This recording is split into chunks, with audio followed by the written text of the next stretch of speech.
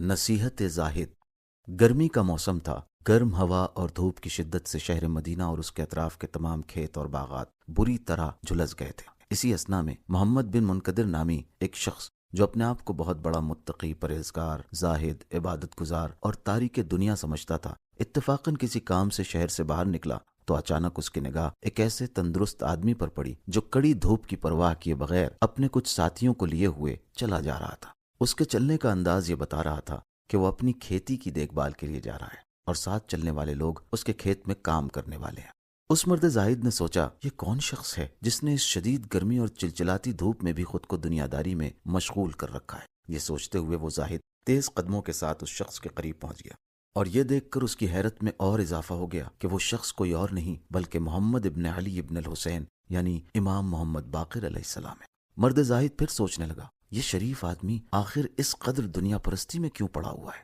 کچھ بھی ہو، میرا تو یہ فریضہ ہے کہ اس شریف آدمی کو کچھ نصیحت کروں تاکہ وہ دنیا پرستی سے باز آ جائے۔ مرد زاہد امام محمد باقر علیہ السلام کے قریب آیا اور انہیں سلام کیا۔ امام نے پسینہ پوچھتے ہوئے اس کے سلام کا جواب دیا۔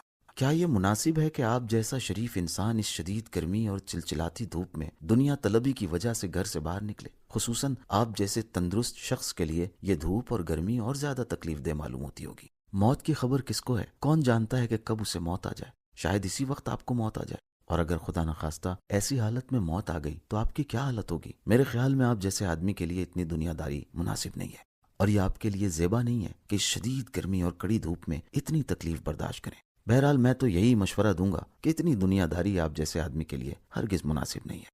امام محمد باقر علیہ السلام نے اپنے ہاتھوں کو ایک دوست کے کندھے پر رکھا، دیوار کا سہارا لیا اور اس تاریک دنیا کو مخاطب کرتے ہوئے ارشاد فرمایا، اگر اس وقت موت آ گئی تو میں حالت عبادت میں مروں گا اور اللہ تعالیٰ کی جانب سے واجب قرار دیے گئے فرائض کو انجام دیتے ہوئے اس دنیا سے رخصت ہو جاؤں گا۔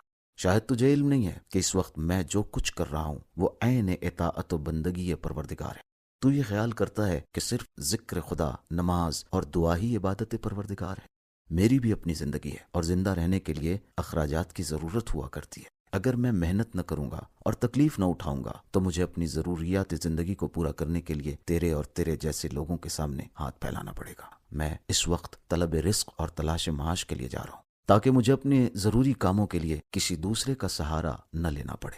اس وقت موت کے آنے کا خوف ہونا چاہیے جب انسان گناہ یا خلاف ورزی یا احکام الہی سے روگردانی کی حالت میں ہو، نہ اس وقت جب انسان اللہ کی اطاعت میں مشغول ہو۔ میں اس وقت بھی اللہ کے حکم کی اطاعت کر رہا ہوں جس نے ہمارے لیے یہ واجب قرار دیا ہے کہ کسی دوسرے کے کندھوں کا بوجھ مت بنو بلکہ اپنی روزی اپنی محنت و مشقت سے حاصل کرو۔ زاہد نے کہا، میں تو عجیب غلط فہمی اور نادانی کا شکار تھا۔ میں نے اپنے طور پر خیال کیا تھا کہ دوسرے کو نصیحت کروں گا، اب پتہ چلا کہ میں خود ہی غلطی پر تھا، غلط طرز زندگی کو اختیار کر رکھا تھا اور اس کی اصلاح کی خاطر مجھے نصیحت کی سخت ضرورت ہے۔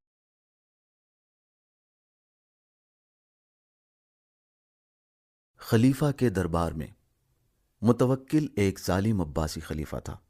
وہ امام ہادی علیہ السلام کی عوام میں غیر معمولی مقبولیت و محبوبیت سے بہت خوفزدہ رہا کرتا تھا۔ اسے یہ دیکھ کر بڑی تکلیف ہوتی تھی۔ لوگ بڑے خلوص اور انتہائی عقیدت کے ساتھ حکم امام کی اطاعت و فرما برداری کے لیے پوری طرح آمادہ رہا کرتے تھے۔ خلیفہ کے مشیروں نے بھی اس سے یہ کہہ رکھا تھا کہ علی ابن محمد یعنی امام ہادی علیہ السلام تیری حکومت کے خلاف انقلاب برپا کرنے کا ارادہ رکھتے ہیں، اس لیے یہ بات بعید از قیاس نہیں ہے کہ ان کے گھر سے ایسے خفیہ کاغذات اور اسلحے برآمد ہو جائیں جن سے مسلح بغاوت اور انقلاب کا ثبوت فراہم ہو جائے۔ لہٰذا ایک رات جب سارا شہر نیند کی آغوش میں چلا گیا تو متوکل نے آدھی رات کے سناٹے میں اپنے کچھ جلادوں اور بے رحم ساتھیوں کو یہ حکم دیا کہ امام ہادی کے گھر کی تلاشی لیں اور اس کے بعد امام کو اس کے دربار میں حاضر کریں۔ متوکل نے یہ فیصلہ اس وقت لیا تھا جب وہ اپنے دوستوں کے ساتھ شراب نوشی میں مشغول تھا۔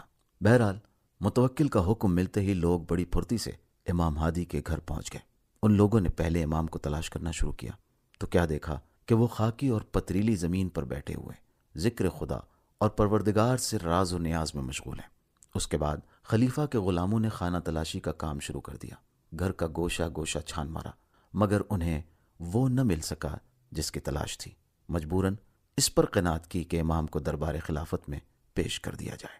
جب امام دربار خلیفہ میں حاضر ہوئے تو کیا دیکھا کہ شراب کی محفل سجی ہوئی ہے۔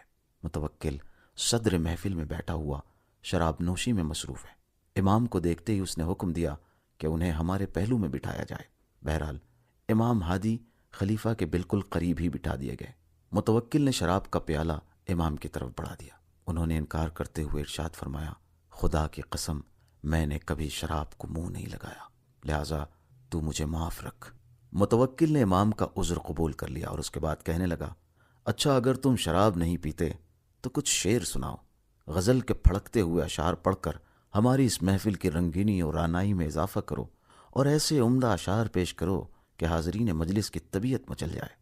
امام نے فرمایا، اے متوکل، میں شاعر نہیں ہوں، البتہ دوسرے شعراء کے تھوڑے بہت اشعار مجھے ضرور یاد ہیں۔ متوکل نے کہا، خیر کوئی بات نہیں، تمہیں جو کچھ بھی یاد ہو سناؤ، میں تو اس وقت شعر سننا چاہتا ہوں۔ امام نے اشعار پڑھنا شروع کر دیے، جن کا مضمون یہ ہے، لوگوں نے اپنی رہائش کے لیے اونچے اونچے محل اور مضبوط قلعے تعمیر کرا لیے، اور ہمیشہ مسلح افراد ان کی حفاظت کے لیے کھڑے رہا کرتے تھے، لیکن ان مسلح سپاہیوں میں کوئی بھی موت سے مقابلہ نہ کر سکا، اور نہ ہی مصائب روزگار سے ان کی حفاظت میں کامیاب ہو سکا۔ آخر کار لوگ اونچے اونچے محلوں اور مضبوط قلعوں سے قبر کے گڑھے میں گھسیٹ لائے گئے، اور نہایت بدبختی کے ساتھ قبر جیسے تنگ و تاریک گڑھے میں سکونت اختیار کرنے پر مجبور ہو گئے۔ ایسے حالات میں منادی نے فریاد کی اور ان لوگوں کو مخاطب کرتے ہوئے کہا، تمہاری وہ شان و شوکت، تمہارا وہ تخت و تاج، اور تمہارا وہ شکوہ و جلال کہاں چلا گیا؟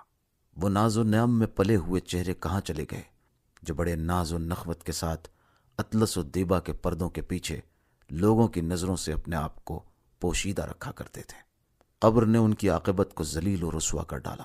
ناز و نعم میں پرورش یافتہ ان چہروں کو آخر کار اس مٹی کے رحم و کرم پر چھوڑ دیا گیا جو کل ان کے پیروں تلے رہا کرتی تھی۔ زمانے دراز تک وہ لوگ دنیا میں ہر طرح کی چیزیں کھاتے پیتے رہے اور انواع و اقسام کی نعمتیں نگلتے رہے، لیکن آج یہ زمین ان کو نگل گئی اور وہ لوگ مادر گیتی کے شکم میں اپنے اعمال کا نتیجہ بھگت رہے ہیں۔